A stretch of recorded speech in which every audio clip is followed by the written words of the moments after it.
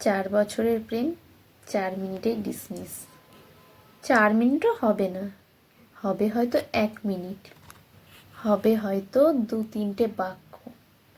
নির্মাল্য হঠাৎ মাঝরাতে ফোন করে বলল, কিছু মনে করো না, আমি না বাবা মায়ের চাপেতে বিয়ে করতে বাধ্য হচ্ছি।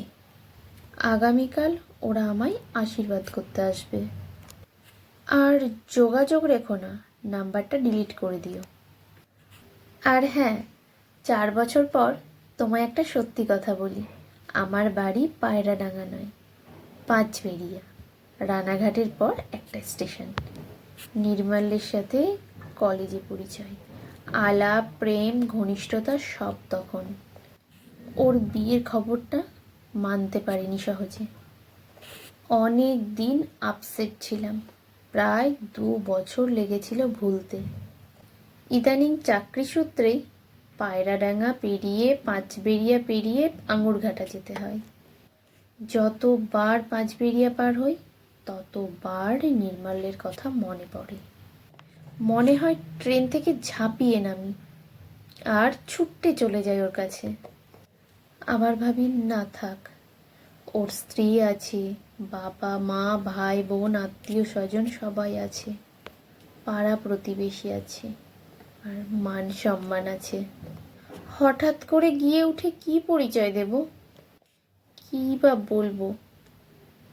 কোনো কারণে ওর স্ত্রী যদি জানতে পারে প্রাক্তন প্রেমিকা বাড়ি অবধি ধাওয়া করেছে, তাহলে সাংসারিক অশান্তিতে ডুবে যাবে নির্মাল্য। সেটা ভালো হবে না। কিন্তু মন যে মানে না, কোনো কথাই শুনতে চায় না। কিছুদিন যাবৎ এমন মনে হচ্ছে যেন পাগল হয়ে যাব। একদিন স্কুলের কলিগ সুমনাদিকে সব খুলে বললাম। দিদি খুব দিলদরিয়া, খুব মিশুকে, বয়স হয়ে গেলেও কারণে অকারণে কিস্তি দিতে ওস্তাদ। অনেক ছেলেই এই বিষয়ে ওনার কাছে নসি। সব শুনে সুমনাদি আগে হেসে নিল, তারপর গম্ভীর হলো। শেষে নির্বাক হয়ে চেয়ে রইলেন অনেকক্ষণ। দীর্ঘ সময় পর গম্ভীর শ্বাস টেনে বলল, মরেছিস। মরেছিস শব্দটা আমার জন্য একেবারে সঠিক বিশেষণ। 2 বছর আগের বিবাহিত পুরুষের ওপর এখনও টান আছে, এটা ভেবে এখন আমি নিজেই অবাক হই। কিন্তু মন না বুঝলে কি করব? মনের ওপর তো আর জোর খাটাতে পারি না। গতকাল সরস্বতী পুজো গেছে, আজ বিসর্জন, ক্লাস অফ। সুমনাদি কোথা থেকে ছুটতে ছুটতে এসে বলল, বড়দিকে বলে এসেছি, চল। আমি তো আকাশ থেকে পড়লাম। আমি বললাম, সত্যি সত্যি যাবে নাকি? নিশ্চয়। ওদের বাড়ির পাশেই স্কুল, অনেকেই পরিচিত আছে আমার। রথ দেখা আর কলা বেচা দুটোই হবে। চল চল। বেশি চেঁচামেচি করলে ব্যাপারটা জানাজানি হবে ভেবে চুপি চুপি বেরিয়ে পড়লাম। স্কুলের সামনে থেকে একটা টোটো বুক করে সুমনাদি জুত হয়ে বসে বলল, একেবারে আমার ডিটো তুই। আমারও একবার ভূত চেপেছিল এরকম। বরের সাথে 1 বছর সংসার করার পরেও সেই ছোকরাকে ভুলতে পারিনি সহজে। প্রেম শক্ত আঠার মতন। ওই যে কথায় আছে না, পিরিতি কাঁঠালের আঠা। বলেই সুমনাদি অট্ট হাসিতে ফেটে পড়ল। আমার ভারী লজ্জা করতে লাগলো। আঙুরঘাটা রেল স্টেশনের কাছে এসে সুমনাদির হাতটি ধরে বললাম, থাক না দিদি, যাবার দরকার নেই। সামনাসামনি দেখা হয়ে গেলে কেলেঙ্কারি হয়ে যাবে।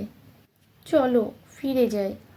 সুমনাদি কনফার্ম, ফিরবে না, যাবেই। আঙুরঘাটা পার হলেই ফাঁকা মাঠ, মাঠের মধ্যে দিয়ে সুন্দর পাকা রাস্তা, দুদিকে শাকসবজিতে রঙিন জমি, যেন সেজে আছে বিয়েবাড়ির কোণের মতন। এই দিকটা কোনোদিনও আসিনি। সবগুলো বাড়ি মনে হচ্ছে নির্মাল্যদের বাড়ি। 1 ফুট করে টোটো এগোচ্ছে আর পালস রেট বাড়ছে পাল্লা দিয়ে একটু একটু করে। হৃৎপিণ্ডের শব্দ শুনতে পাচ্ছি রীতিমতো। একটা সুন্দর বাড়ির সামনে সুমনাদি লাফ দিয়ে নেমে দাঁড়িয়ে হেসে বলল, এসে গেছি, নাম। বিস্মিত হয়ে সুমনাদিকে বললাম, এসে গেছি মানে? এটা তো স্কুল নয়, কার বাড়ি ঢুকতে চাইছো? আমি যাব না। আমার হাত ধরে টেনে হিড় হিড় করে নিয়ে গিয়ে আমায় বলল, এটা নির্মাল্যদের বাড়ি নয়, এটা আমার এক বন্ধুর বাড়ি। আয় একটু চা খেয়ে যাই। তাও ভালো, ভেবেছিলাম তো নির্মাল্যদের বাড়ি। মারাত্মক কেলেঙ্কারি হয়ে যেত। বাড়িটি চমৎকার। এত সুন্দর বাড়িটি যিনি বানান না কেন, তার বলতে হবে রুচিবোধ আছে। উঠোনের দিকে রংবাহারি অনেক ফুল আছে। দোতলার ঝুল বারান্দাটি বাড়িটিকে আরও সুন্দর করে তুলেছে। রাস্তা থেকে সুমনাদির চিৎকার করতে শুরু করলো। সুমনাদির বিকট আওয়াজ শুনে দরজা খুলে যে ছেলেটি আমাদের সামনে এসে দাঁড়ালো, তাকে দেখে মনে হচ্ছিল আমি হয়তো বোধহয় এখানেই অজ্ঞান হয়ে যাব। এ তো নির্মাল্য, জেনে বুঝে শেষ পর্যন্ত এখানে আনলো। এমন কাজ করতে পারলে সুমনাদি? আমি চুপ করে দাঁড়িয়ে আছি। কি করব এই মুহূর্তে ঠিক ভাষা খুঁজে পাচ্ছি না। মনে হচ্ছিল এখানে বজ্রপাত হলে হয়তো বেঁচে যেতাম। হঠাৎ নির্মাল্য এসে আমার হাত ধরে বলল, কি কাণ্ড! আমাদের বাড়ি চিনলে কি করে? চলো উপরে চলো। নিশ্চয়ই এই বুড়িটা ধরে নিয়ে এসেছে। মা, কাজটা কিন্তু তুমি ঠিক করনি। মা? নির্মাল্য কি তবে সুমনাদির ছেলে? এটা সুমনাদির বাড়ি? সুমনাদি এতক্ষণ চুপ করেছিল। ছেলের হাত থেকে আমায় ছাড়িয়ে নিয়ে আমায় বুকে টেনে বলল, তোর কথা অনেক পরে জানতে পেরেছিলাম মল্লিকা। অনেক পরে বুঝতে পেরেছি ছেলে আমার তোকে না পেলে বাঁচবে না। আমার শাসনে ও মরেই যেত। নিজে আঘাত পেয়েও আঘাতের মর্ম বুঝিনি। আমায় তোরা দুজনেই ক্ষমা করিস রে। মিথ্যে ফোনটা আমি ওকে করতে বাধ্য করেছিলাম। এ কথা বলেই সুমনাদি আমায় আরও শক্ত করে জড়িয়ে ধরল। গ্রামের কোনো নির্জন পথে, কোনো অচেনা গাছে দুটো কোকিল যেন একে অপরকে মিষ্টি সুরে ডাকছে, যেন বলছে বসন্ত এসে গেছে। নমস্কার।